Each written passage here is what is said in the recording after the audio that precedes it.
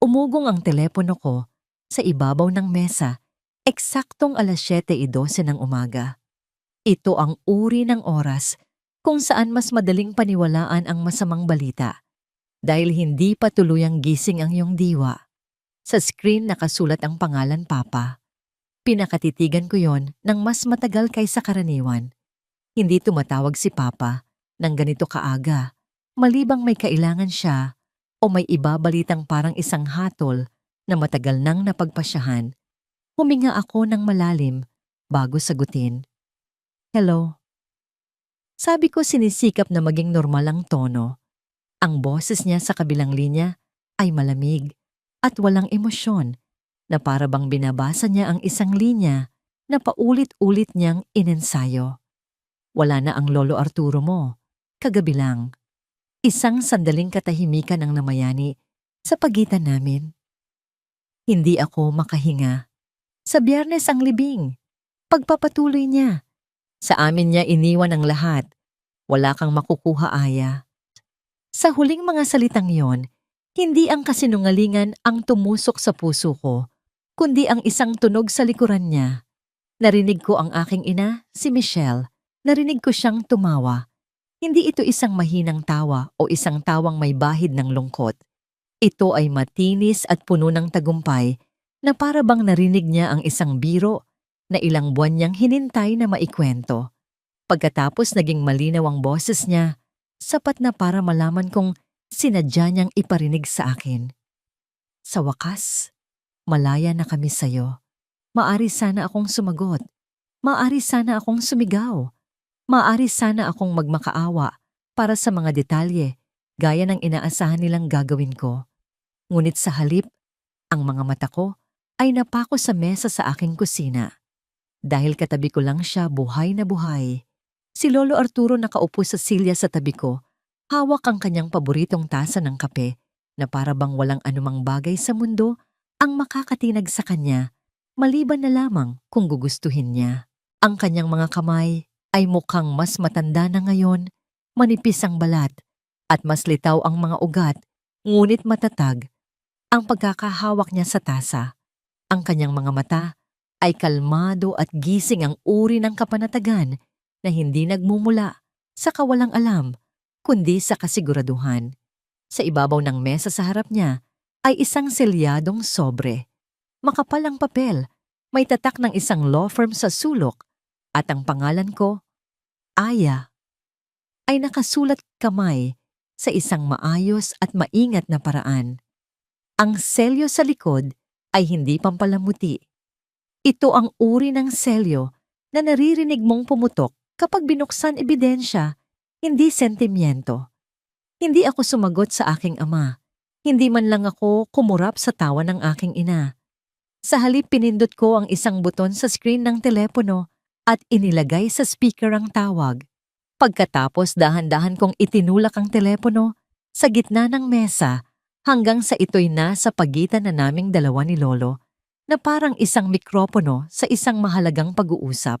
Nagpatuloy sa pagsasalita ang aking ama, si Daniel, dahil ang katahimikan ko ay palagi niyang ipinapalagay na tanda ng kanyang pagkapanalo.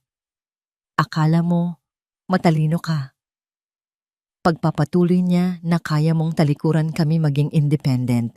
Ngayon, wala nang halaga ang lahat ng yan. Ang bahay, ang mga bank account, ang lupain, lahat ay sa amin na. Pinanood ko ang mukha ni Lolo. Walang galit, walang gulat. Tanging isang bahagyang paninigas ng kanyang panga na para bang minamarkahan niya ang bawat pangungusap tulad ng isang hukom na nagmamarka sa isang kasinungalingan. Lumapit pa ang aking ina sa telepono sa kabilang linya at pinatamis ang kanyang boses sa paraang ginagawa niya kapag gusto niyang magtunog makatwiran ang isang kalupitan. Pumunta ka sa libing, Aya, sabi niya. O huwag, kahit ano pa man hindi ka na namin pamilya. Ang tingin ni Lolo ay lumipat sa sobre. Hindi niya ito binuksan. Hindi niya kailangan. Isang beses niyang tinapik ang selyo gamit ang dulo ng kanyang daliri. Isang tahimik na tapik na para bang ipinapaalala sa kanyang sarili na may isang linya pa sa kwento na hindi pa nila nababasa. Naging mas matalas ang boses ni Papa. Nakikinig ka ba? Pinanatili kong matatag ang aking boses. Nakikinig ako. Bumuntong hininga siya na parang nadismaya dahil hindi ako umiiyak. Mabuti. Kung ganun gawin mo ang tamang bagay at lumayo ka sa opisina ng abogado, naayos na namin ang lahat. Naayos na. Ang salitang iyon ay nagpabigat sa aking sikmura dahil sa bibig ng aking ama ang salitang naayos ay nangangahulugang mga papeles, mga pirma at isang taong ginipit habang masyadong emosyonal para makapagbasa ng maayos. At noon ko napansin ang isa pang bagay. Maliit ngunit mahalaga. Ang kaliwang kamay ni Lolo ay hindi nakahawak sa tasa. Ito ay nakapatong sa isang manipis na folder sa tabi ng sobre. Hindi makapal, hindi madrama. Isa lamang sa mga ordinaryong Manila folder na ginagamit ng mga tao kapag gusto nilang ang nilalaman, ang maging kwento, hindi ang lalagyan. Dumating siyang handa. Patuloy pa rin sa pagsasalita si Papa, tumataas ang kumpiyansa habang wala siyang naririnig, kundi ang kontroladong paghinga ko sa linya. Pupunta kami sa cabin bukas, Anya. Iimbentaryuhin namin ang mga gamit. Ipapadala na lang namin sa'yo kung ano man ang mga personal na basura na naiwan mo roon. Muling tumawa ang aking ina. Kung mayroon mang karapat dapat na ipadala. Tinitigan ko ang screen ng telepono. Ang call timer ay patuloy na umuusad. Patunay na hindi ito isang masamang panaginip. Ito ay dokumentado. 7:13, 7:14 at pagkatapos ay may ginawa si Lolo na nagpatindig ng aking mga balahibo. Bahagya siyang yumuko palapit sa telepono. Hindi mabilis, hindi madrama. Ang mabagal na kilos ng isang taong nagpasya na may isang pinto na malapit ng isara. Nagtama ang aming mga mata sa loob ng isang segundo. Isang tanong na walang salita. Handa ka na ba? Tumango ako ng isang beses. Kinuha ni Lolo Arturo ang selyadong sobre at itinaas ito sa antas ng kanyang mga mata, nakaanggulo sa akin na para bang ipinapaalala niyang may dahilan kung bakit ito naririto. Pagkatapos, ibinaba niya itong muli at inilagay ang dalawang daliri sa ibabaw ng Manila folder. Hindi niya binuksan ang alinman sa dalawa. Nakinig lang siya. Nagsasalita pa rin ang aking ama, gamit ngayon ang tono na ginagamit niya kapag naniniwala siyang nag-uutos siya sa isang taong wala ng pagpipilian. Huwag kang gagawa ng problema, Aya. Sabi niya, mapapahiya ka lang. Tapos na ang lahat. Hindi nagbago ang ekspresyon ni Lolo, ngunit dahan-dahang inusog ng kanyang hinlalaki ang sobre palapit sa telepono na para bang inilalagay ito sa posisyon para sa sandaling kakailanganin ito. At pagkatapos, yumuko siya at nagsalita direkta sa speaker. Hindi malakas, hindi galit. Isang salita lamang sapat na malinaw para hiwain ang pagtatanghal ng aking mga magulang na parang kutsilyo sa papel. Hello! Sa kabilang linya biglang tumigil ang tawanan. Isang katahimikang napakabigla na para bang may pumutol sa audio. Hindi nagsalita ang aking ama, hindi huminga ang aking ina. Sa loob ng 2 segundo walang maririnig, kundi ang mahinang ugong ng kuryente at ang kaluskos ng koneksyon ng telepono na nahihirapang dalhin ang bigat ng nangyari. At pagkatapos bumalik ang boses ng aking ama, manipis puno ng pag-aalinlangan. Itay, hindi siya sinagot kaagad ni Lolo. Tumingin muna siya sa selyadong sobre, pagkatapos ay sa akin at pabalik sa telepono. Para siyang nagpapasya kung ang pag-uusap na ito ay magiging isang babala lamang o ang simula ng isang bagay na opisyal. Dahil kahit ano pa ang inayos ng mga magulang ko, mayroon ding inayos si Lolo. At dinala niya ang pruweba sa kusina ko. Nagtama muli ang aming mga mata. Isang tanong na walang salita ang namutawi sa kanyang tingin at sa pagkakataong ito, alam kong may sagot na ako. Handa na ako. Ang tanong ni Papa na, Itay? Ay binitiwan sa hangin na puno ng pag-aalinlangan at takot. Sa sumunod na ilang segundo, ang tanging maririnig sa linya ay ang mahinang kaluskos ng signal ng telepono. Isang katahimikan na mas maingay pa kaysa sa anumang sigaw. Ramdam ko ang pagkabigla sa kabilang linya ang biglaang paghinto ng kanilang mundo. Narinig ko ang pabulong na paghinga ng aking ina, maikli at mabilis na para bang sinusubukan niyang magpasya kung dapat siyang mataranta o maghanda ng panibagong pag-arte. Hindi sila binigyan ni Lolo Arturo ng pagkakataong makabawi mula sa pagkalito. Nanatili siyang malapit sa speaker ng telepono gamit ang parehong mahinahong tono na ginagamit niya noong tinuturuan niya akong gawin ang mga bagay sa tamang paraan sa unang subok. Narinig ko ang lahat, Daniel. Sabi niya, agad na sinubukan ni Papa na bawiin ang kontrol. Itay ito. Ito'y isang hindi pagkakaunawaan. Mabilis niyang sabi ang mga salita ay tila nagkukumahog na lumabas sa kanyang bibig. May tumawag sa amin. Sinabi nila, hindi oh. Putol ni Lolo na nanatiling kalmado. Hindi mo sinabing may tumawag. Huminto siya ng isang saglit sapat na para mag-iwan ng bigat sa ere. Sinabi mo, sa amin niya iniwan ang lahat. Muling natahimik si Papa. Sa pagkakataong ito ang boses ng aking ina, si Michelle ang pumalit malambing at matamis na parang pulot na ibinubuhos sa basag na salamin. Itay salamat sa Diyos. Sabi niya ang boses ay nagkukunwaring naiiyak. Natakot kami ng husto. Akala namin. Hindi tinaasan ni Lolo ang kanyang boses. Hindi niya kailangan. Tumawa ka, sabi niya. Isang pangungusap, isang katotohanan at tumama ito ng mas matindi kaysa sa anumang akusasyon. Biglang nabasag ang pagkukunwaring tamis sa boses ni Michelle. Hindi yun, sinubukan niyang itanggi. Nandito ako ngayon, pagpapatuloy ni Lolo kasama ang apo mo sa kanyang kusina. At may hawak kaming isang selyadong sobre mula sa abogado ko. Biglang nag-iba ang tono ni Papa. Hindi na nagkukunwari maapurahan na ngayon. Bakit kakasama niya to? Sigaw niya aya. Nilalason niya ang isip mo laban sa amin. Nagtagpo muli ang aming mga mata ni Lolo.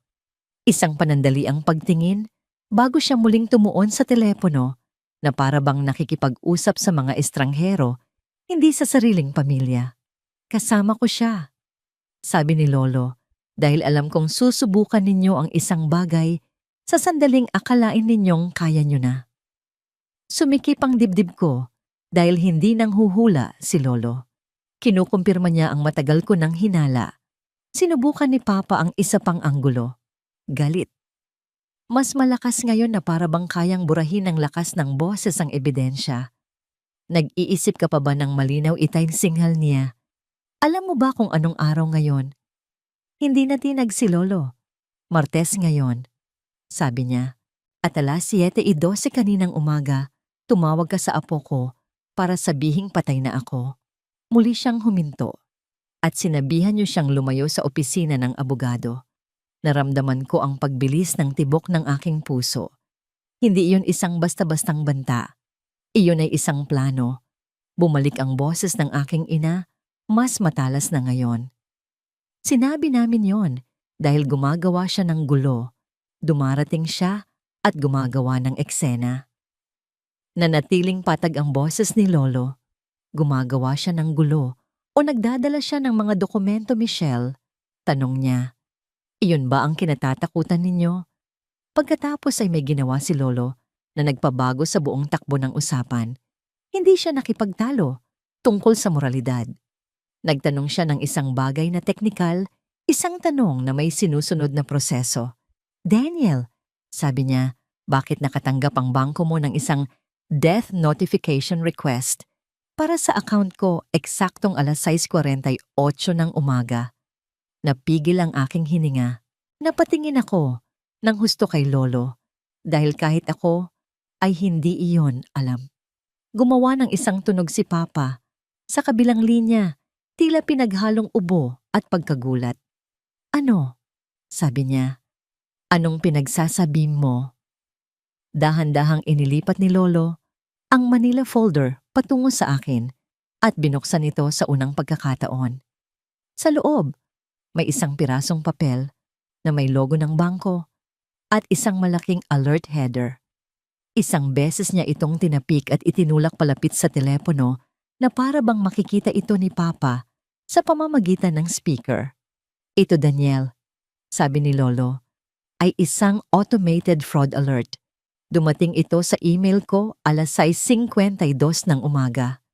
4 na minuto matapos may sumubok na simulan ang isang deceased customer process sa ilalim ng pangalan ko. Naging manipis ang boses ng aking ina. Hindi kami yan. Hindi nakipagdebate si Lolo. Binasa niya ang linyang pinakamahalaga. Nakalagay dito na ang submitting contact ay huminto siya at tumingin sa papel. Ang email ng anak ko. Biglang parang lumiit ang kusina dahil hindi lang pala nagsisinungaling si Papa sa isang tawag. Kumilos na siya. Ginalaw niya ang isang sistema at ang mga sistema ay walang pakialam sa pamilya. Ang mahalaga sa kanila ay mga log at mga talaan ng transaksyon. Ang ebidensya ay hindi na lang mga salitang binitiwan. Ito ay isang digital na bakas na hindi na mabubura. Nakatitig lang ako sa papel sa pangalan ng aking ama at sa oras kung kailan niya sinimulan ang kanyang plano. At sa tabi ko, si Lolo Arturo ay nakaupo ng tuwid. Ang kanyang kalmadong presensya ay mas nakakatakot kaysa sa anumang sigaw. Ang mga huling salita ni Lolo, ang email ng anak ko, ay binitiwan sa katahimikan na parang isang bato na bumagsak sa isang napakatahimik na lawa. Sa kabilang linya ang pagtatangkang pagtanggi ni Papa ay naging desperado. Peke yan. Sigaw niya, ang boses ay basag at puno ng galit na hindi maitago. Pinapakitaan kanya ng mga peking papeles, Itay. Gawa-gawa niya lang yan para sirain tayo. Hindi man lang kumurap ang mga mata ni Lolo Arturo. Galing ito sa bangko, Daniel. Mahinahon niyang sagot, hindi sa kanya. Pagkatapos ay yumuko si Lolo palapit sa speaker at ang kanyang boses, bagamat kalmado pa rin, ay nagkaroon ng lamig na tumagos hanggang sa aking mga buto. Ito ang mangyayari. Sabi niya, ang bawat salita ay may bigat at katiyakan. Alas 9 ng umaga, may appointment ako sa opisina ng abogado ko. Nandoon si Aya at ipaparinig namin ang tawag na ito. Narinig ko ang biglaang pagpigil ng hininga ng aking ina. Sinubukan ni Papa na sumingit. Itay, hindi mo pwedeng gawin yan. Pinutol siya ni Lolo gamit ang isang maikling pangungusap. Tapos ka nang magsalita. Isang maikli at matalas na katahimikan ang sumunod na para bang hindi maproseso ng isip ni Papa na pinatatahimik siya. Pagkatapos, sinubukan ni Michelle ang kanyang huling alas. Ang kanyang boses ay nanginginig sa isang madiskarteng paraan, puno ng pekeng pag-aalala. Itay, pakiusap. Hindi maganda ang pakiramdam mo. Bulong niya. Hindi ka dapat bumibiyahe. Hayaan mo na lang kaming asikasuhin ang lahat. Tumingin sa akin si Lolo pagkatapos ay sa selyadong sobre sa mesa at muling ibinalik ang tingin sa telepono. Sapat ang lakas ko para pumirma, Michelle, sabi niya. At sapat ang lakas ko para bawiin ang anumang naibigay ko na sa inyo. Bawiin. Ang salitang yon ay tumama na parang pagsara ng isang mabigat na pinto.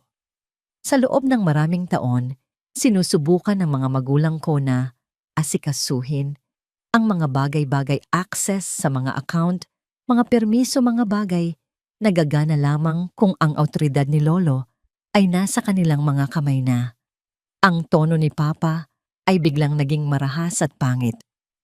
Kung gagawin mo to, singhal niya, magsisisi ka. Hindi tumugon si Lolo ng may emosyon. Tumugon siya ng may kapanatagan na nagpamukhang parang bata sa banta ng aking ama. Matagal na akong nagsisisi sa mga bagay na pinabayaan ko, sabi niya. Pagkatapos ay tumingin siya sa akin.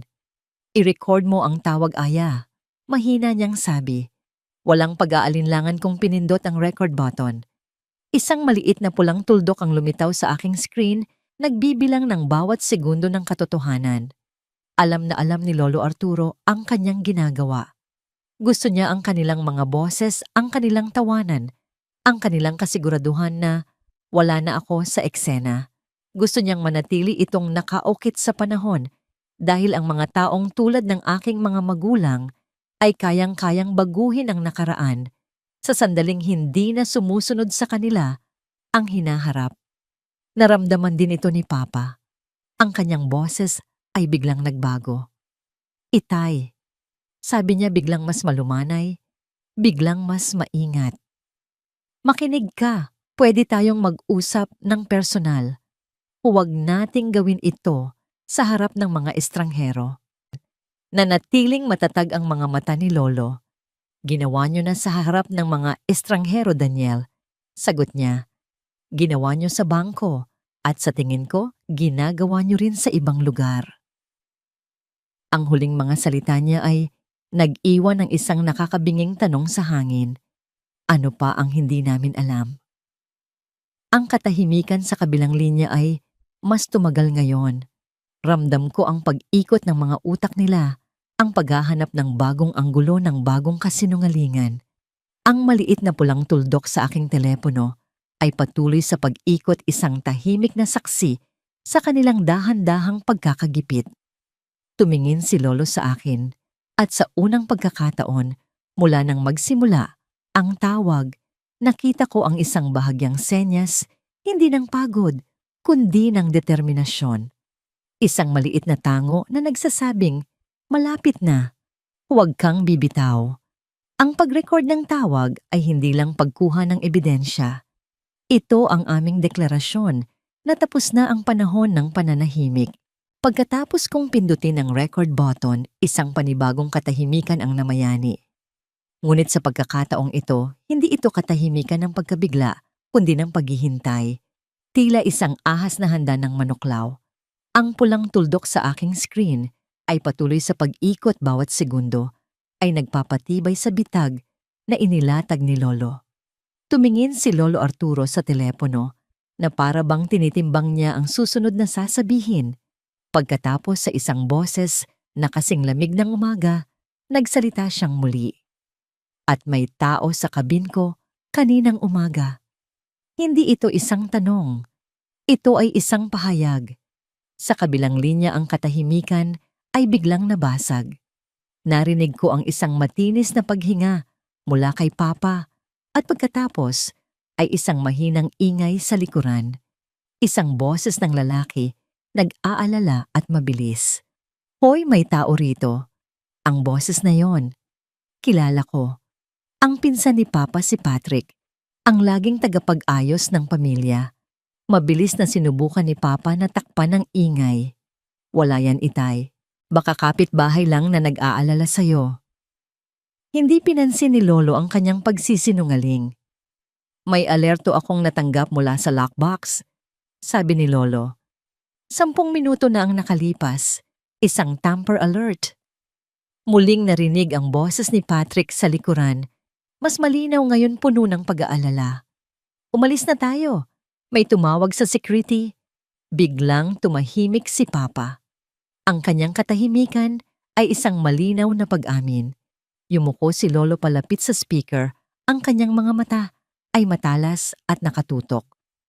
Patrick, sabi niya, binibigkas ang pangalan ng dahan-dahan at malinaw. Lumayo ka sa pinto ng bahay ko. 1 segundo, 2, 3. Pagkatapos ay biglang naputol ang tawag. Hindi sila nagpaalam. Ibinaba na lang nila. Tapos na ang pag-arte. Plano nila ito, Aya. Sabi ni Lolo, mas para sa sarili niya kaysa sa akin. Kasabay ng kanyang mga salita, muling umugong ang telepono ko. Hindi isang tawag, isang alerto na hindi ko pa nakita kailanman. Mula sa isang app na matagal nang nakalimutan sa aking telepono, kabin kamera may kilos sa harap ng beranda. Napatingin ako kay Lolo, ang aking mga mata ay nanlalaki. Buksan mo. Mahinahon niyang utos. Nanginginig ang aking mga kamay habang binubuksan ko ang app. Ang live feed ay lumabas medyo malabo at putol-putol dahil sa mahinang signal, ngunit pagkatapos ay unti-unting luminaw. At doon nakita ko ang imahe na nagpatigil sa aking paghinga. Isang lalaking may dalang toolbag ang nakaluhod sa tapat ng lockbox. Hindi si Lolo, hindi isang kapitbahay. Isang estranghero na may ginagawang trabaho at sa likod niya kalahati lang ang nakikita sa frame. Tila nagtatago ay si Patrick, ang pinsan ni Papa, ang taong laging may kakilala na kayang mag-ayos ng mga papeles. Tinitigan ni Lolo ang screen nang hindi kumukurap. Hindi siya napasinghap, hindi siya nagmura.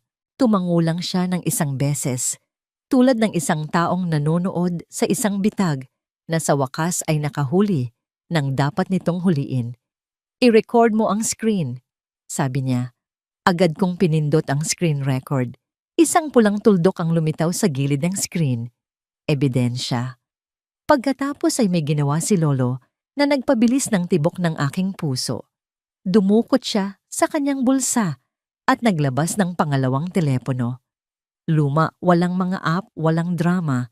Isang numero ang nakasave na. Tinawagan niya ito. Sumagot ang isang lalaki sa ikalawang ring. Boses na sanay sa mga emergency. Sheriff's Office. Ito si Deputy Harold. Harold, sabi ni Lolo. Ang boses ay matatag. Si Arturo ito. Nagbago agad ang tono sa kabilang linya. Ginoong Arturo? Sabi ng deputy puno ng respeto. Ano po ang maitutulong ko? May live camera feed ako na nagpapakita ng pagtatangkang iligal na pagpasok sa cabin ko. Buhay ako. Ang anak ko ay mali ang pag-uulat na ako ay patay na. Isang sandaling katahimikan ang sumunod. Pagkatapos ang tono ng deputy ay naging seryoso at alerto. Ginoong Arturo, sabi ng deputy, nasaan po kayo ngayon? Papunta ako sa abogado ko. Sagot ni Lolo, ngunit kailangan ko ng isang unit sa cabin ko ngayon din. Ibinigay ni Lolo ang address mula sa memorya nang hindi tumitingin sa anumang papel. Pagkatapos ay idinagdag niya ang isang linya na tila kaswal, ngunit ramdam ko ang talas nito. At gusto kong tandaan ito ng responding unit.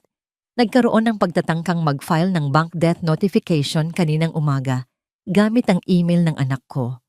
Hindi nakipagtalo ang deputy. Naiintindihan ko po, sabi niya. Nagpapadala na kami ng unit. Tinapos ni Lolo ang tawag at tumingin sa akin. Mga susi, sabi niya. Folders sobre. Kinuha ko ang lahat. Sumakay kami sa kanyang truck. Si Lolo pa rin ang nagmaneho sa kabila ng aking pagtutol. Habang umaatras kami sa driveway, ang selyadong sobre ay nasa pagitan namin na parang isang kargadong baril naghihintay na gamitin. Ang pamilya ay naging isang labanan at si Lolo Arturo ang dumating na may dalang mga armas, hindi ng dahas kundi ng katotohanan. Habang binabagtas namin ang highway, nanatiling bukas ang live feed mula sa kabin sa aking telepono. Ang bawat metro na inilalayo namin sa bahay ko ay tila nagpapalapit naman sa amin sa isang komprontasyon na hindi na maiiwasan. Ang truck ni Lolo ay tumatakbo ng may tahimik na determinasyon, ngunit sa loob nito, ang tensyon ay halos masasalat. Sa maliit na screen pinanood ko ang isang eksenang nagpapakulo ng aking dugo. Ang lalaking locksmith ay sumubok muli sa lockbox umiling at pagkatapos ay tumayo para kausapin si Patrick. Hindi ko marinig ang kanilang pinag-uusapan, ngunit hindi ko na kailangan. Malinaw ang kanyang mga kilos na kalak. Kailangan ko ng code. Itinuro ni Patrick ang mismong pinto ng cabin na para bang sawa na siyang maghintay. At ang pinakamasaklap na bahagi, lumakad ang locksmith patungo sa pinto. Ang lockbox ay unang hakbang lamang pala. Sa tabi ko narinig ko ang bahagyang pag-igting ng panga ni Lolo. Sa unang pagkakataon, hindi siya mukhang natatakot. Mukha siyang nasaktan sa kawalang galang, hindi para sa kanyang sarili, kundi para sa bahay, para sa kapangahasan ng kanilang ginagawa. Ang mga taong tulad nila, Aya. Mahina niyang sabi, ang mga mata ay nakatuon sa daan, ay hindi tumitigil kapag nabigo sila sa papel. 20 minuto pa ang lumipas bago kami pumasok sa parking lot ng isang modernong gusali. Ang opisina ng abogado ay nasa ikalawang palapag. Kalmado makintab, may mga salaming pinto at malinis na sahig. Ang uri ng lugar kung saan ang mga pamilya ay nagkukunwaring sibilisado dahil ang mga pader ay walang kinikilingan. Sa loob, isang babaeng nasa katanghaliang gulang, nakasuot ng isang matalinong business suit, ang sumalubong sa amin. Ang kanyang nangiti ay profesional, ngunit may bahid ng tunay na pag-aalala. Siya si Attorney Patricia Reyes, Ginoong Arturo. Sabi niya ang boses ay kalmado at may awtoridad. Natutuwa akong makita kayo ng personal. Tumingin siya sa akin na para bang kilala na niya ang aking mukha mula sa mga lumang kwento. Tumango si Lolo patungo sa akin. Kasama ko siya sa lahat ng ito. Sabi niya isang simpleng pahayag na naglalaman ng buong suporta. Pagkatapos ay inilagay niya ang selyadong sobre sa ibabaw ng makintab na mesa ni Attorney Reyes. Bago tayo magsimula sa kahit ano, sabi ni Lolo, gusto kong ma-preserve ang recording ng tawag ng anak ko. Biglang tumalas ang mga mata ng abogada. Mayroon kayong recording. Itinaas ko ang aking telepono. Naka-record po. Sabi ko, naka-speaker ang mga boses nila lahat. Tumango si Attorney Reyes isang mabilis at tiyak na kilos. Mahusay. Kumuha siya ng isang cable at ikinonekta ang telepono ko sa kanyang computer. Habang kinokopya ang file, muli siyang humarap kay Lolo. Yumuko si Lolo kalmado na parang bato. Ngayon, sabi niya, sabihin mo sa akin kung ano ang sinubukang i-file ng anak ko. Bumuntong hininga si Attorney Reyes pagkatapos ay inikot ng bahagya ang kanyang computer screen para makita namin ni Lolo. Nagkaroon ng isang inquiry kaninang umaga. Sabi niya, mula sa anak ninyo si Daniel. Nagtanong siya kung may na-issue na bang death certificate para sa inyo. Sumikip ang dibdib ko. Death certificate. Naghahanap na talaga sila. Hindi na tinag si Lolo. Oo. Sabi niya na para bang eksakto itong inaasahan niya. Ano pa? Nag-click muli ang abogada. Nagtanong din siya kung maaari na ba siyang magpatuloy sa immediate estate administration. Ang kanyang mga daliri ay mabilis na nag-type sa keyboard. At may isa pang mas seryoso. May change request attempt para i-update ang inyong beneficiary contact information sa 2 account. Bahagyang naningkit ang mga mata ni Lolo. Anong mga account? Nagatubili ang abogada ng isang saglit. Pagkatapos ay sinabi ito. Ang investment account, sabi niya. At ang titulo ng ari-arian ng cabin. Sumandal si Lolo sa kanyang upuan. At sa sandaling iyon, naunawaan ko ang katotohanan. Hindi lang ito tungkol sa pag-iwan sa akin ng wala. Ito ay tungkol sa pag-lockout sa akin ng mabilis para hindi ako makagambala habang inililipat nila ang pera at access.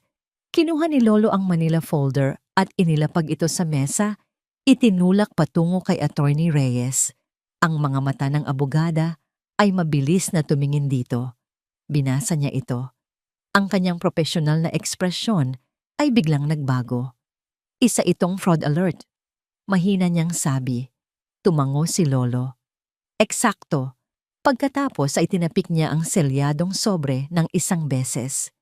Ngayon bubuksan natin ito. Sabi niya. Tumango ang abogada, ngunit maingat niyang pinagmamasdan si Lolo na para bang alam niyang ang susunod na 5 minuto ang magpapasya kung mananatili itong isang alita ng pamilya o magiging isang criminal record. Dahan-dahang sinira ni Lolo ang selyo ng sobre. Walang nanginginig na kamay, walang pag-aalinlangan. Inilabas niya ang isang sulat at isang pangalawang dokumento, mas makapal at may selyo ng notaryo. Binasa niya ang isang linya ng tahimik, pagkatapos ay itinulak ito patungo sa abogada. Gusto kong ma-file ito ngayon. Kinuha ni Attorney Reyes ang dokumentong itinulak ni Lolo. Ang kanyang mga mata ay mabilis na lumipat sa mga linya ng teksto. Ang kanyang profesional na kahinahunan ay napalitan ng isang sandali ng hindi maitagong pagkamangha. Natahimik siya habang binabasa. Pagkatapos ay itinaas niya ang kanyang tingin kay Lolo. Ang kanyang boses ay mas mahina at mas seryoso. Ito ay nagtatalaga ng isang executor. Sabi niya, binibigkas ang bawat salita ng may diin at hindi ito ang anak ninyo. Tumango si Lolo isang beses lang matatag. At ipinagkakait nito sa kanya ang anumang access sa inyong mga ari-arian. Dagdag ng abogada na para bang hindi siya makapaniwala sa linaw ng nakasulat. Oo, sabi ni Lolo. Ang kanyang simpleng sagot ay naglalaman ng lahat ng sakit at paghahanda. Dahil kilala ko siya. Naramdaman kong nanikip ang aking lalamunan. Ang dokumentong yon ay hindi lang isang legal na papel. Ito ay isang testamento sa mga taon ng pagtitiis ni Lolo, isang huling linya ng depensa na matagal na niyang inihanda para sa araw na ito. Bumuntong hininga si Attorney Reyes, pagkatapos ay maingat na inilagay ang dokumento sa isang tray na may markang urgent. Sige, sabi niya professional na muli. Maari nating i-file ito at dahil may notaryo na magiging epektibo ito kaagad. Ngunit sa sandaling ma-file ito opisyal na aabisuhan ang anak ninyo. Hindi kumurap ang mga mata ni Lolo. Hayaan siyang malaman, sabi niya. Pagkatapos ay yumuko siya ng bahagya patungo sa abogada na para bang may idinadagdag siyang isang mahalagang utos. At gusto ko ng isa pang bagay, dagdag niya. Isang opisyal na pahayag na ilalagay sa record na ako ay buhay at nasa tamang pag-iisip. Dahil ipinagkakalat na niya na ako ay patay na. Mabilis na tumango si Attorney Reyes. Magagawa natin yan. Nagprint siya ng isang maikling form. Kinuha ni Lolo ang pluma at pumirma. Ang kanyang sulat kamay ay malinis at sinadya walang bakas ng panginginig. Pagkatapos ibinaling ng abogada ang kanyang monitor sa akin. Ang aking puso ay nagsimulang tumibok ng mas mabilis. Aya, sabi niya sa isang malumanay, ngunit seryosong tono. Sinubukan ng ama mo na i-access ang estate portal ng lolo mo online. Bumigat ang aking sikmura. Paano?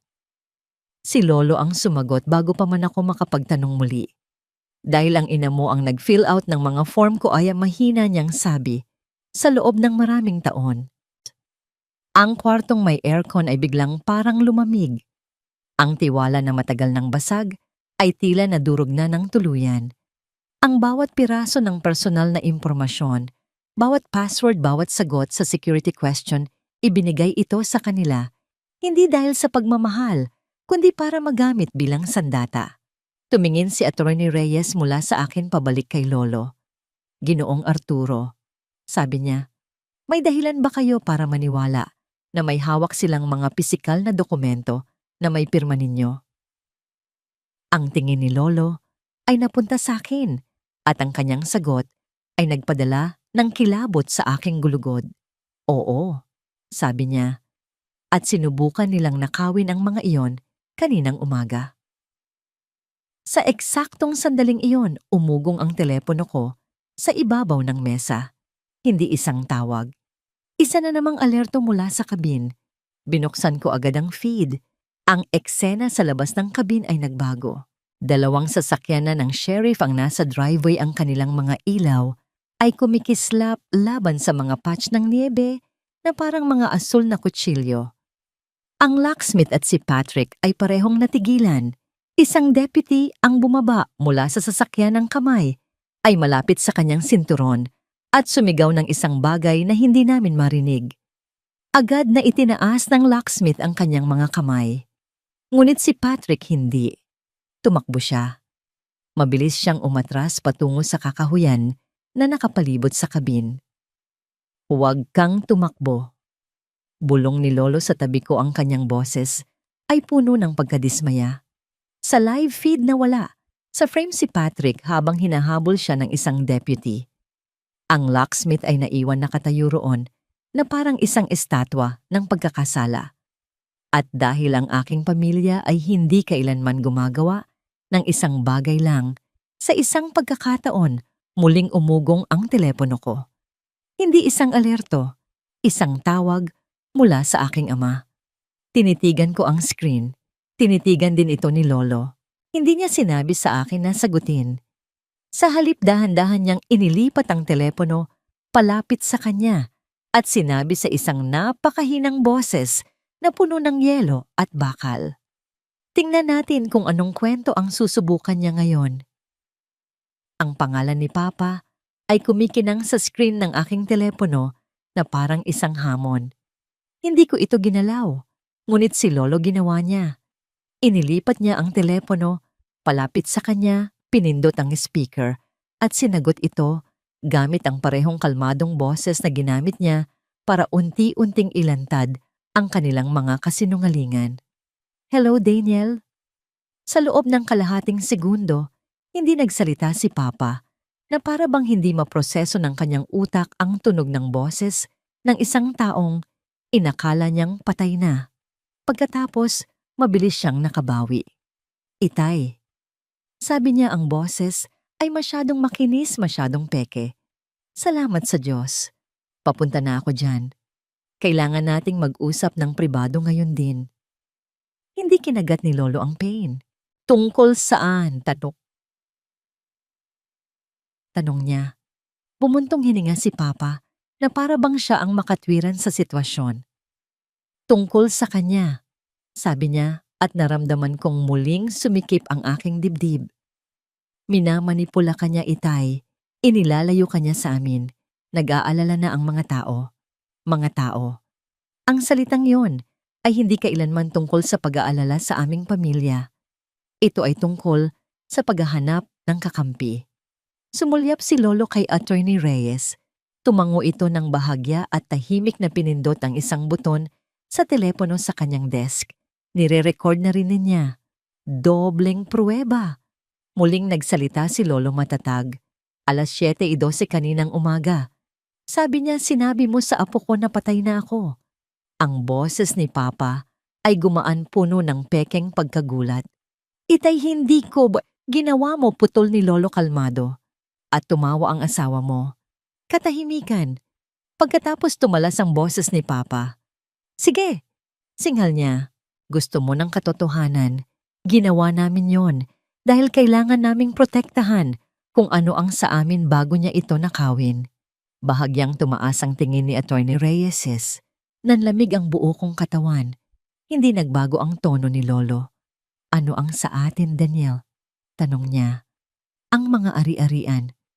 Mabilis na sagot ni Papa, galit na ngayon. Ang mga account ang kabinang lupain. Itay, hindi mo naiintindihan kung paano ito gumagana. Kapag nakialam siya, magiging isang gulo ang lahat. Yumuko si Lolo ng bahagya patungo sa speaker na para bang gusto niyang maging malinis ang bawat salita sa recording. Nakikialam na siya, sabi niya. Dahil nakaupo siya sa tabi ko ngayon, narinig ko ang bahagyang pagkabigla sa paghinga ni Papa. Pagkatapos, bigla siyang lumiko ng direksyon. Itay, makinig ka. Sabi niya biglang mas malumanay, halos nagmamakaawa. Huwag na nating idaan ito sa mga abogado. Pupunta ako dyan. Aayusin natin ito bilang pamilya. Hindi kumurap ang mga mata ni Lolo. Pumili na kayo ng paraan, Daniel, sabi niya. Pinili niyo ang bangko kaninang 648. Pinili niyo ang registry. Pinili niyo ang lockbox. Ang huling salitang yon ay nagpabago sa linya. Humigpit ang boses ni Papa. Anong lockbox? Naghintay si Lolo ng isang saglit sapat na para mabuo ang kasinungalingan sa ere. Pagkatapos ay sinabi niya, iyong sinubukang buksan ng pinsan mong si Patrick. 10 minuto na ang nakalipas. Isa na namang katahimikan. At pagkatapos sa likuran ng linya ni Papa, narinig ko ang isang boses na ibinubulong. Babae masyadong malapit sa telepono. Huwag kang sasagot. Ang aking ina. Narinig ito ni Lolo. Narinig din ni Attorney Reyes. Narinig ko rin. Bahagyang kumibot ang gilid ng labi ni Lolo, ngunit nanatiling kontrolado ang kanyang boses. Naririnig ko siya, Daniel. Sumigaw si Papa, malakakas at matalas. Wala siya rito. Nandyan siya. Sagot ni Lolo. At naka-speaker ka at nire-record ka. Ang salitang nire-record ang nagpabago sa lahat. Agad na nagbago ang tono ni Papa na parang isang maskarang isinuot. Itay, sabi niya maingat na ngayon. Hindi kailangang maging pangit ito. Kaya nating ayusin ito ng tahimik. Walang ibinigay si Lolo. Sabihin mo sa akin kung bakit sinabihan mo ang apo ko na lumayo sa abogado ko. Nag-atubili si Papa. Sapat na katagalan para malaman naming lahat na nag-iisip siya ng isasagot. Pagkatapos ay sinubukan niyang punan ang katahimikan ng awtoridad. Dahil hindi siya matatag, sabi niya. May mga episode siya. Binabaluktot niya ang mga bagay-bagay. Alam niya ng lahat. Huminto sa pagsusulat ang pluma ni Attorney Reyes. Naging mas malamig ang mga mata ni Lolo. Hindi yan alam ng lahat, Daniel. Sabi ni Lolo. Gusto niyo lang isulat yan sa papel para magmukha siyang hindi ka panipaniwala. Tinaasan ni Papa ang kanyang boses nagtatanggol. Sinasamantala ka niya. Nasa kusina ka niya ngayon at pinapakain ka ng mga kasinungalingan. Ako ang nagdala ng sobre dito. Patag na sabi ni Lolo. Hindi siya. Katahimikan ulit. At pagkatapos binitiwan ni Papa ang pangungusap na nagpatigil sa mundo ko. Itay kasama na sa usapan ng korte. Biglang bumigat ang aking sikmura. Dahan-dahang itinaas ni Attorney Reyes ang kanyang ulo. Ano? Hindi nagpakita ng reaksyon si Lolo. Nagtanong lang siya kalmado at nakamamatay. Anong korte? Agad na sinubukang bawiin ni Papa ang sinabi. Hindi ko ibig sabihin ng probate. Mabilis niyang sabi. Standard lang yon. Inabot ni Attorney Reyes ang kanyang keyboard at nagsimulang mag-type ng mabilis. Hindi na siya humingi ng pahintulot. Pinanood siya ni Lolo ng 1 segundo pagkatapos ay muling tumingin sa telepono. May e-final kayo, sabi niya. Tumaas ang boses ni Papa. Sa unang pagkakataon ay may bahid ng tunay na pagkasindak. Hindi. Wala akong e-final. Nagtanong lang ako. Hindi nakipagtalo si Lolo. Hinayaan niyang si Attorney Reyes ang gumawa nito. Nakatitig siya sa kanyang screen. Nag-click ng 2 beses at pagkatapos ay natigilan. At nang magsalita siya ang kanyang boses ay mas mababa kaysa kanina. Ginoong Arturo, sabi niya kay Lolo. Merong filing. Nanlamig ang aking balat. Narinig ni Papa ang boses niya sa speaker at agad na sumingit. Huwag kayong makinig sa kanya. Sigaw niya. Abogado yan ni Aya. Hindi siya pinansin ni Attorney Reyes at nagpatuloy sa pagbabasa. Emergency petition, sabi niya. Temporary guardianship. Pakiramdam ko ay naubos ang hangin sa aking katawan. Hindi kumurap si Lolo. Guardianship inulit niya.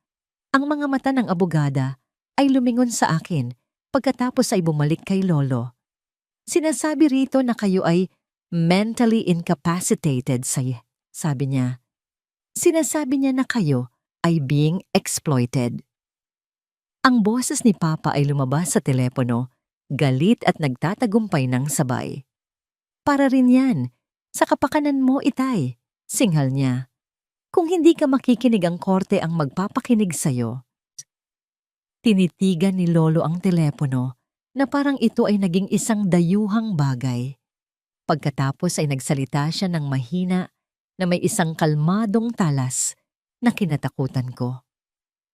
Sinubukan mo akong ideklarang patay sa isang bangko, sabi niya. At nang mabigo yon, huminto siya. Sinubukan mo akong ideklarang wala sa tamang pag-iisip sa korte. Hindi ito itinanggi ni Papa. Lalo pa niyang iginiit. Hindi ka na nag-iisip ng malinaw. Singhal niya. Gumagawa ka ng mga desisyon dahil sa galit. Poprotektahan ka ng korte laban sa kanya. Nag-scroll muli si Attorney Reyes, ang muka ay humihigpit. Humiling sila ng isang expedited hearing, sabi niya. Ngayon, ang tibok ng puso ko ay naging isang malakas na tambol. Ibinaba ni Lolo ang tawag nang walang paalam. Isang tapik tapos katahimikan. Attorney Reyes, Sabi ni Lolo, ang boses ay matatag. Ano ang address na inilagay nila bilang kasalukuyang tirahan ko? Tumingin ang abogada sa screen at nang magsalita siya ang kanyang mga salita, ang nagkumpirma sa buong plano. Ang address ng kabin ninyo. Nagkatinginan kami ni Lolo. Ang lahat ng ito, ang locksmith si Patrick ang pag-alis sa akin sa eksena ay para makuha nila ang access sa kabin para doon opisyal na ihatid ang utos ng korte. Binalak nila ito, sabi ni Lolo. Muling umugong ang telepono ko. Isa na namang alerto mula sa kabin. Binuksan ko ito. Ang mga sheriff ay nandoon pa rin. Ang locksmith ay nakaupo sa hagdan ng beranda. At si Patrick na nahuli malapit sa kakahuyan ay dinala pabalik sa driveway na may posas. Ngunit ang deputy na may hawak sa kanya ay hindi na nakatingin kay Patrick. Nakatingin siya sa isang bagay sa kanyang kamay. Isang nakatuping piraso ng papel. Inilatag ng deputy ang papel sa kamera. Binasa niya ang isang linya at nagbago ang kanyang postura. Itinaas niya ang kanyang radyo at may sinabi. Ano yan? Bulong ni Attorney Reyes. I-zoom ko ang imahe hanggang sa masira ang mga pixel. Ngunit malinaw ko pa ring nabasa ang nasa itaas na linya ng papel na hawak ng deputy. Pansamantalang kautusan ng pangangalaga. Burador. Isang draft na utos ng korte. Handa na nakaprint na nasa kabin na. Hinihintay na lang na mabuksan ang pinto para ihatid. Nanuyo ang lalamunan ko. Tinitigan ni Lolo ang screen. Pagkatapos ay yumuko siya patungo sa telepono sa mesa, patungo sa aking ama, na bagamat naputol na ang tawag ay tila naroon pa rin at sinabi sa isang boses na halos pabulong.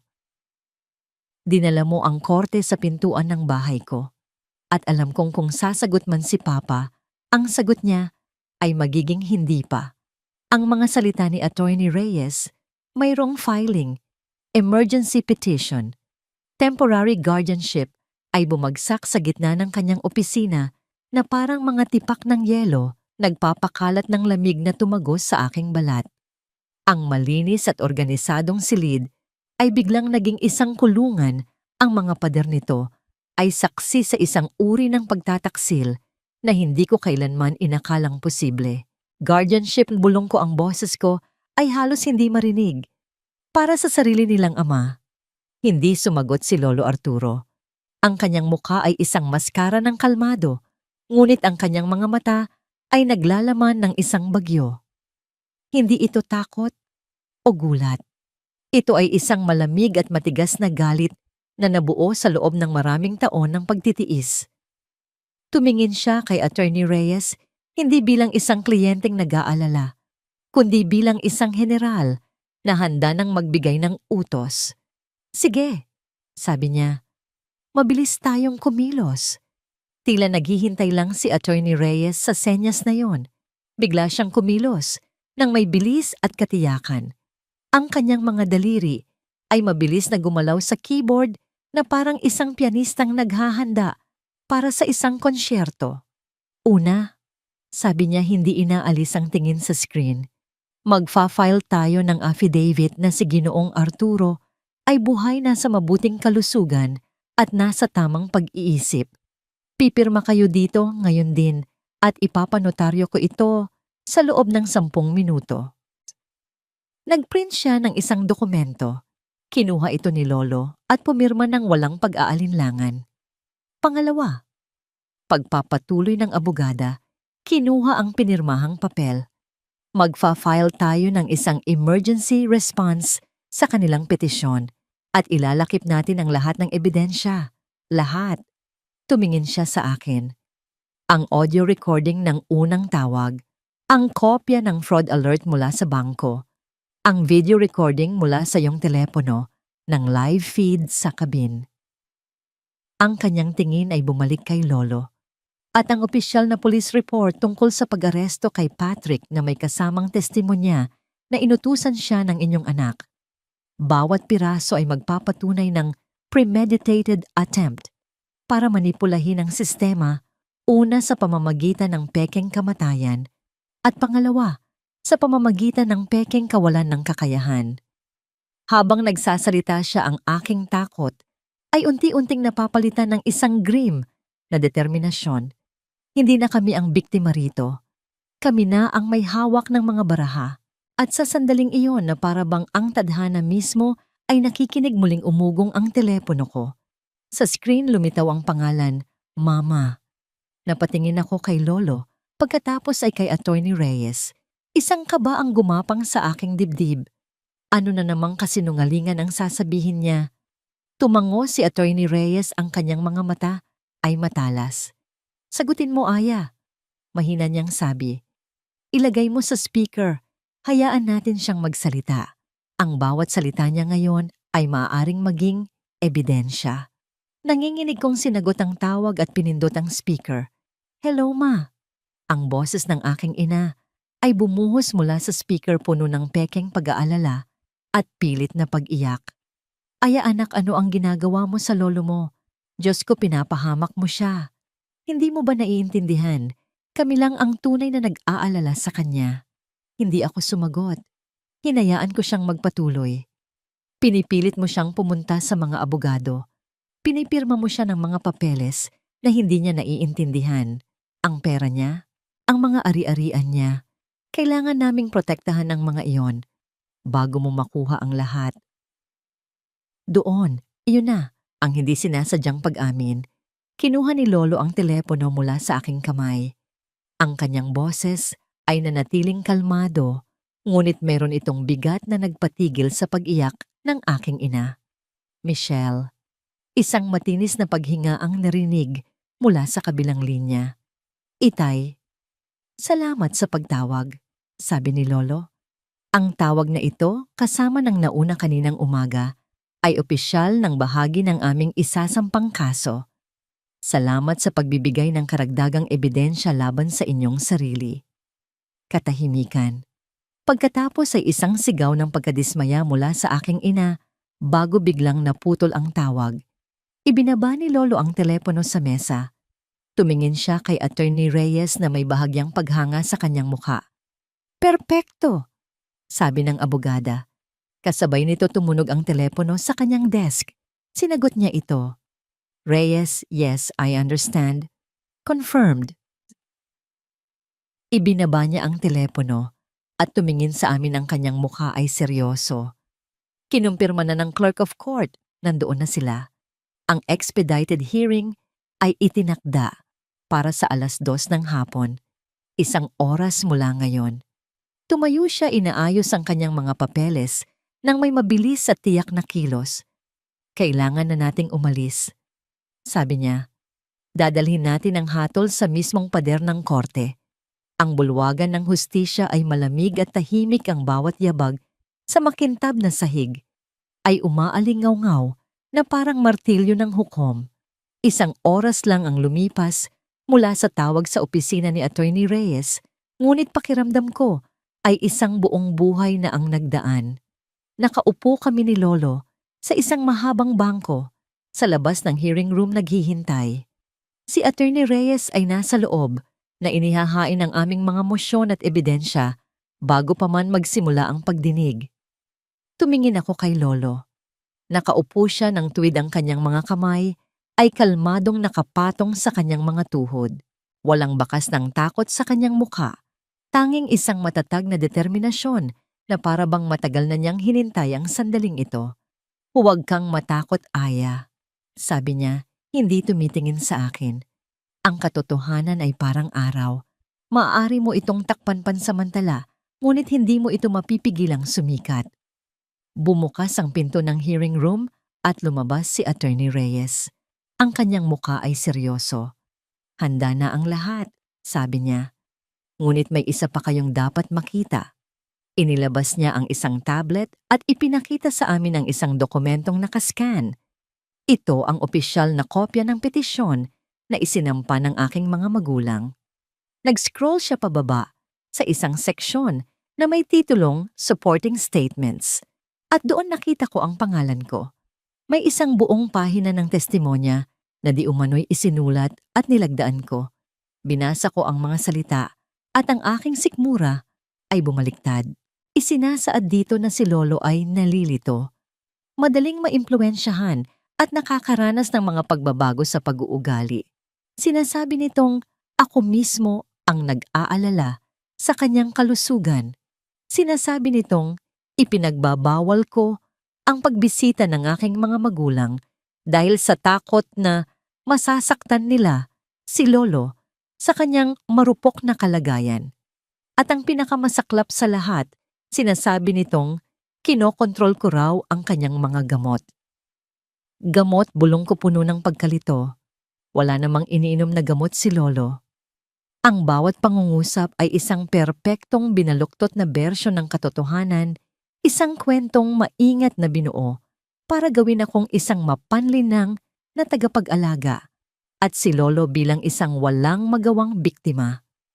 Gumagawa sila ng isang kwento. Sabi ni Lolo, ang kanyang boses ay mapanganib na kalmado. Oo, sagot ni Attorney Reyes. Isang kwentong idinisenyo para kumilos ang isang hukom nang mabilis ng walang maraming tanong. Nag-scroll siya pababa sa pinakailalim ng pahina sa linya ng pirma at nakita naming lahat ang parehong bagay ng sabay-sabay. Hindi ito ang aking pirma. Ito ay isang pangalan na nakatype at sa ilalim nito, isang garapal na pekeng pirma. At ang pangalan na nakatype ay hindi ang sa akin, hindi ang kay Papa, at hindi rin ang kay Mama. Isang pangatlong partido, isang saksi. Dahan-dahang nagsalita si Attorney Reyes, ang kanyang boses ay halos pabulong sa galit. Ang pangalan ng saksi na ito ay Patrick, ang pinsan ni Papa, ang nasa kabin, ang kasalukuyang nasa kustodya ng pulisya, na pabuntong hininga si Lolo, isang kontroladong paghinga. Kaya isinulat nila ang script, sabi niya, at ipinadala nila ang aktor sa entablado. Sa sandaling iyon bumukas ang pinto sa kabilang dulo ng pasilyo. Pumasok ang aking ama, si Daniel, at ang aking ina, si Michelle, kasama ang kanilang abogado. Ang kanilang mga mukha ay puno ng kumpiyansa, ang kanilang mga hakbang ay mayabang. Hindi pa nila kami nakikita, ngunit nakita namin sila. At sa unang pagkakataon, hindi ko sila nakita bilang aking mga magulang. Nakita ko sila bilang mga estrangherong handang sirain ang kanilang sariling ama at anak na babae para sa pera. Naglakad sila palapit sa amin. Ang kumpiyansa sa mukha ni Papa ay biglang nawala nang makita niya si Lolo, nakaupo doon, buhay na buhay at matatag. Ang mukha ng aking ina ay namutla. Natigilan sila. Hindi nagsalita si Lolo. Tumingin lang siya sa kanila. Isang tingin na naglalaman ng lahat, ang pagkabigo, ang sakit, at ang huling hindi na mababawing hatol. Daniel, Michelle, sabi ni Attorney Reyes, ang kanyang boses ay pumutol sa tensyonadong katahimikan. Napakagandang sorpresa. Sinubukan ng abogado nila na mamagitan, ngunit itinaas ni Attorney Reyes ang kanyang kamay. Itinutok niya ang tablet sa mukha ng aking ama bago tayo pumasok. Sabi niya, maaari mo bang ipaliwanag ito sa amin? Ang supporting statement na ito na may pekeng pirma at sinaksihan ng iyong pinsan na kasalukuyang inaaresto para sa attempted breaking and entering. Ang kulay ay tuluyang nawala sa mukha ni Papa. Napatingin siya sa aking ina na ngayon ay nanginginig. Ang kanilang perpektong binaluktot na plano ay gumuho sa harap mismo ng kanilang mga mata bago pa man sila makatapak sa loob ng korte. Bumukas ang pinto ng hearing room. Isang clerk ang tumawag sa pangalan ni Lolo. Tumayo si Lolo Arturo. Tumingin siya sa kanyang anak, pagkatapos ay sa kanyang manugang. At sa huling pagkakataon, nagsalita siya sa kanila hindi bilang isang ama, kundi bilang isang kalaban. Nagsimula kayo sa isang kasinungalingan kaninang umaga. Sabi niya, ang kanyang boses ay matatag at malinaw.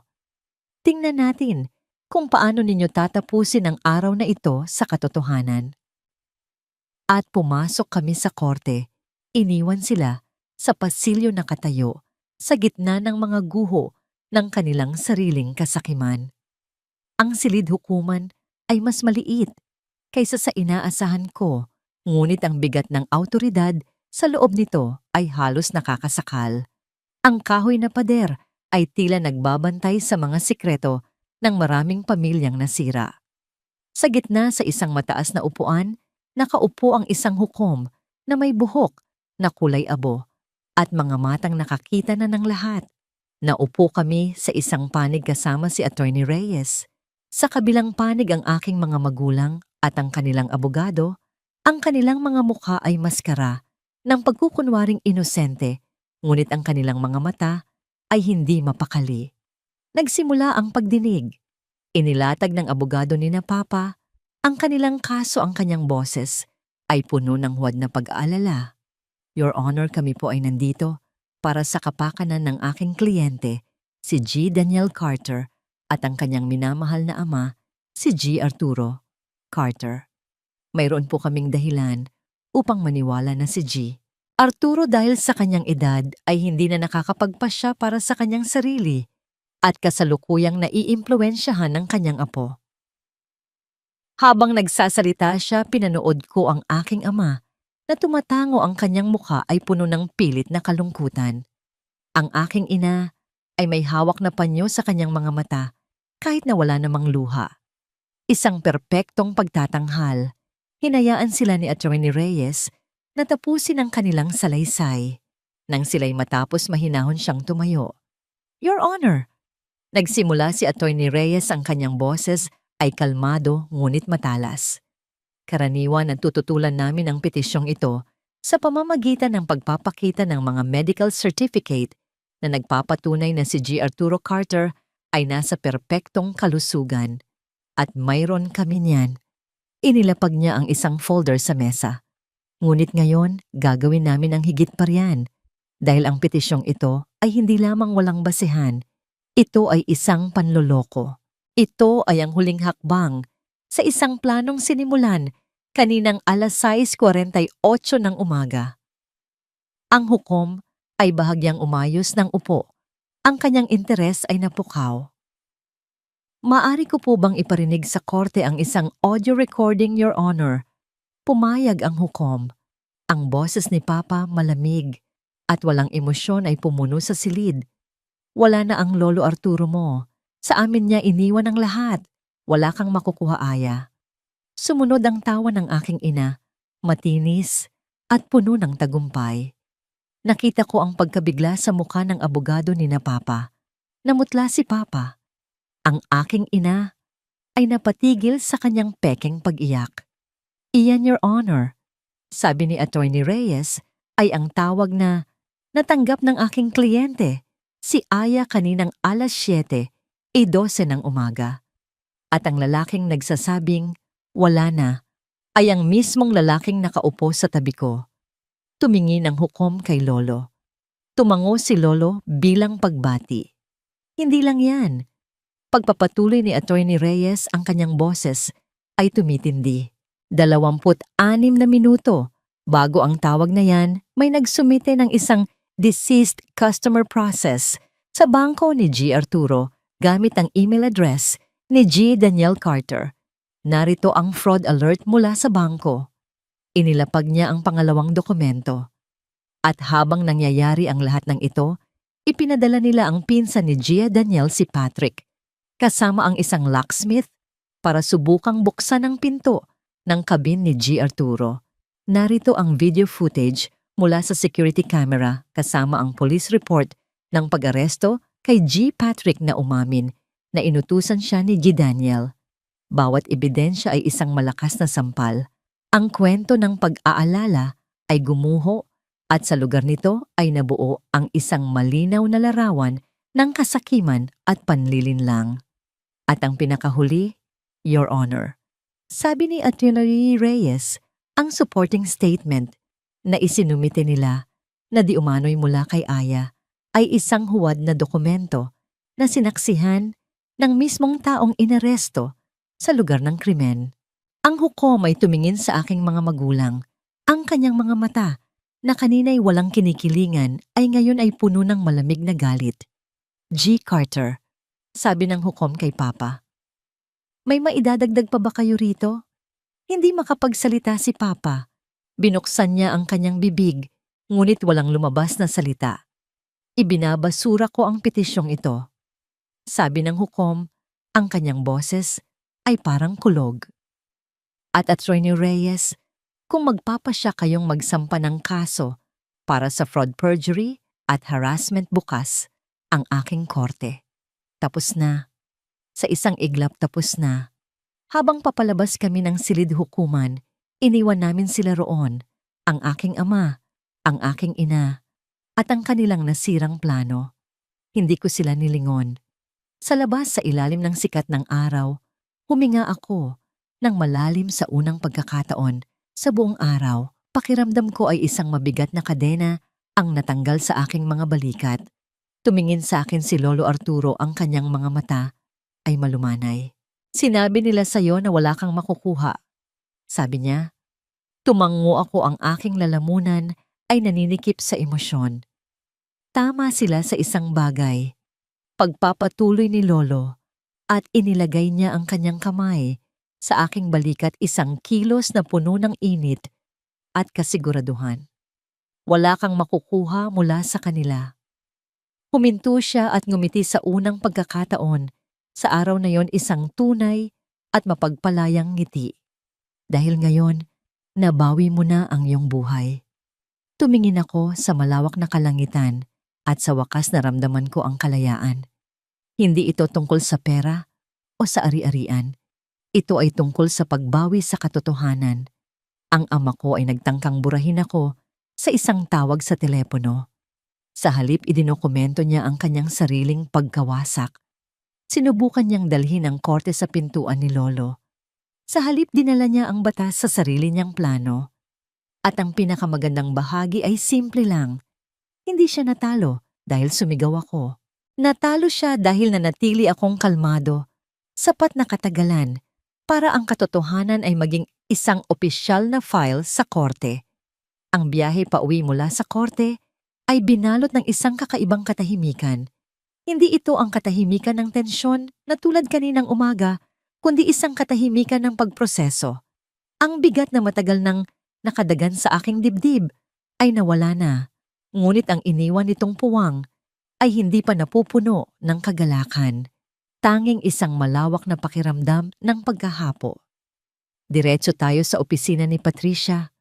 Basag ni Lolo Arturo, sa katahimikan ang kanyang mga mata ay nakatuon sa daan. Pagdating namin, si Attorney Reyes ay naghihintay na ang kanyang mukha ay seryoso, ngunit may bakas ng tagumpay. Inilatag niya ang mga dokumento sa mesa. May dalawa tayong landas na pwedeng tahakin, sabi niya. Una, maaari tayong magsampa ng kasong kriminal laban kina Daniel at Michelle para sa fraud, perjury at attempted theft.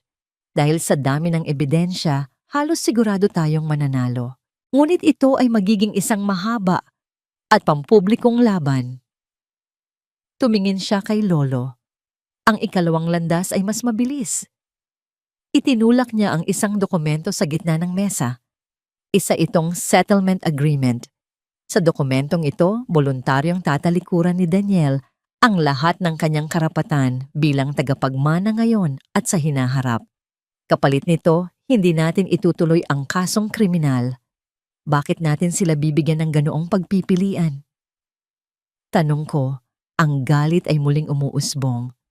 Nararapat lang na harapin nila ang batas.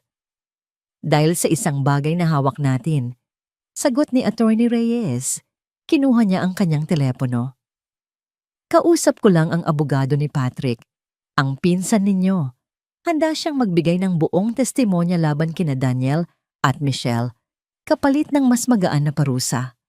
Kung hindi sila pipirma rito, turo niya sa kasunduan, ipapasa ko ang testimonya ni Patrick sa opisina ng piskal bago matapos ang araw. Ito ay isang bitag na perpekto, isang ultimatum, isang pagpili sa pagitan ng pagkawala ng yaman sa katahimikan o pagkawala ng kalayaan sa isang pampublikong iskandalo. Tawagan mo sila. Utos ni Lolo. Sabihin mong magkita kami rito sa loob ng 1 oras. 1 oras ang lumipas. Pumasok si Daniel at Michelle sa conference room. Ang kanilang mga mukha ay gusot at maputla. Wala na ang yabang, wala na ang pagkukunwari. Tanging ang pagod at pagkatalo. Ano na naman ito? Tanong ni Daniel, ang boses ay pagod. Hindi sumagot si Attorney Reyes. Inilapag niya ang kasunduan sa harap nila kasama ang isang pluma. Basahin ninyo, sabi niya. Habang binabasa nila, nakita ko ang pagbabago sa kanilang mga mukha. Ang pagod ay napalitan ng hindi makapaniwalang galit. Hindi sigaw ni Michelle, tumayo siya at dinuro si Lolo. Hindi mo to magagawa sa sarili mong anak. Pagkatapos ng lahat ng ginawa namin para sa'yo, sa unang pagkakataon nagsalita si Lolo Arturo. Tumingin siya hindi kay Michelle, kundi direkta sa mga mata ni Daniel. Ang kanyang boses ay hindi galit ngunit puno ng isang nakakapangilabot na pinalidad. Tapos na, Daniel, sabi niya. Pinirmahan mo na ang hatol sa sarili mo kaninang umaga. Ang pinapipirmahan ko na lang sa iyo ngayon ay ang paraan ng pagpapatupad nito. Itinulak ni Attorney Reyes ang isang kopya ng sinumpaang salaysay ni Patrick sa ibabaw ng mesa. Pumirma kayo o makikita ninyo ang piskal bukas ng umaga, kasama ang media. Bumagsak si Daniel sa kanyang upuan. Tumingin siya sa papel, pagkatapos ay sa kanyang ama na para bang naghahanap ng kahit katiting na awa. Ngunit wala siyang nakita. Nanginginig ang kamay ni Daniel, kinuha niya ang pluma, pinirmahan niya ang dokumento, pagkatapos ay itinulak niya ito kay Michelle. Sa huling desperadong pagtatangka, tumingin si Michelle sa akin. Aya apo. Umiling ako at sa kauna-unahang pagkakataon, nagsalita ako sa kanila nang may buong bigat ng aking nararamdaman. Ang apo na sinubukan ninyong itapon kaninang umaga ay wala na rito. Sa huli pumirma rin si Michelle. Ang kanilang mga pirma ay magulo at puno ng galit. Ngunit naroon na. Legal. Pangwakas. Tumayo sila at lumakad palabas ng silid ng walang imik. Ang kanilang pag-alis ay hindi madrama. Tahimik lang. Ang katahimikan ng isang bagay na tuluyan ng natapos. Ang pinto ay nagsara sa likuran nila at kasabay nito, nagsara na rin ang isang kabanata ng aming buhay. 1 linggo ang lumipas. Ang hangin sa kabin ay malinis at presko, may amoy ng mga puno ng pino at mamasa-masang lupa. Ang katahimikan ay binabasag lamang ng hunin ng mga ibon at ng lagitik ng apoy sa aming fireplace. Pagkatapos ng araw na yon sa opisina ng abogado, hindi na namin sila muling nakausap. Ang lahat ng komunikasyon ay idinaan na sa mga abogado. Ang kanilang pag-alis sa aming buhay ay kasing bilis at kasing linis ng isang operasyon.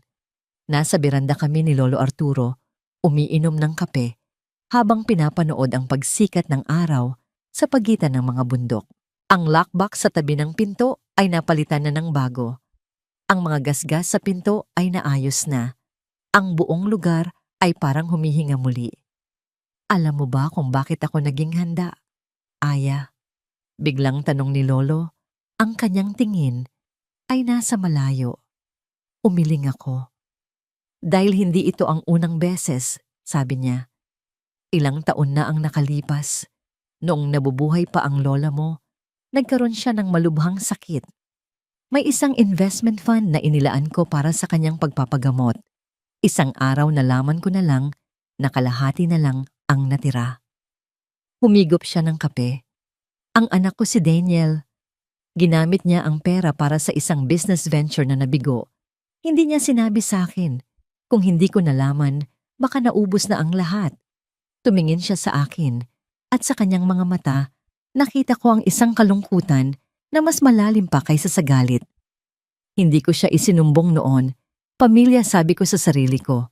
Pinatawad ko siya. Ngunit hindi ko kinalimutan. Mula noon naghanda na ako. Naglagay ako ng mga alerto sa bangko. Gumawa ako ng mga dokumentong nakatago. Nagdasal ako na sana hindi ko na kailangang gamitin ang mga yon. Napabuntong hininga siya. Pero ang kasakiman, Aya, ay parang sakit. Kung hindi mo gagamutin lulubha lang ito, naunawaan ko na. Ang lahat ng ito ay hindi lang isang biglaang reaksyon. Ito ay ang pagtatapos ng isang mahabang malungkot na kwento ng paulit-ulit na pagkabigo. Tumayo si Lolo at pumasok sa loob. Bumalik siya na may dalang isang makapal na sobrang katulad ng dati, ngunit ito ay bago at malinis. Inabot niya ito sa akin. Buksan mo. Sa loob naroon ang isang kopya ng kanyang last will and testament na update at may petsang kahapon. Binasa ko ito. Simple lang ang nakasulat. Ang lahat ng kanyang ari-arian ng bahay ang mga account. Ang kabin na ito, lahat ay ipinapamana sa kanyang nag-iisang apo si Aya. At ako ang itinalaga bilang nag-iisang executor. Kasama nito ay isang maliit na susi. Ang bagong susi sa kabin, sinabi nila na wala kang makukuha. Sabi ni Lolo, isang maliit na ngiti ang sumilay sa kanyang mga labi. Ang hindi nila alam, hindi mo kailangan ng kahit ano mula sa kanila. Dahil ang lahat ng ito, ikinumpas niya ang kanyang kamay sa paligid sa mga puno sa bundok sa bahay ay hindi tungkol sa pera. Ito ay tungkol sa tiwala. Ito ay tungkol sa pag-aalaga sa isang bagay na mahalaga para sa susunod na henerasyon. Inilagay niya ang kanyang kamay sa aking balikat ang parehong kilos na ginawa niya 1 linggo na ang nakalipas. Ngunit ngayon, ang pakiramdam ay iba na. Hindi na ito pagpapakalma, kundi pagbabasbas. Ito ang buhay na binawi mo, Aya. Sabi niya, alagaan mo ito. Tumingin kami sa abot-tanaw kung saan ang araw ay tuluyan ng sumilip sa ibabaw ng mga bundok nagpapaligo ng gintong liwanag sa buong lambak.